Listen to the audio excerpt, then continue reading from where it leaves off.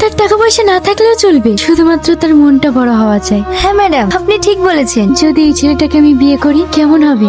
কি বলছেন ম্যাডাম? হ্যাঁ, আমি ঠিকই বলছি। ছেলেটাকে আমার ভীষণ পছন্দ হয়েছে, ওর কথাতেই আমি ইমপ্রেস হয়ে গেছি। চলো। ড্যাডি, তোমার সঙ্গে আমার একটা কথা ছিল। কি কথা?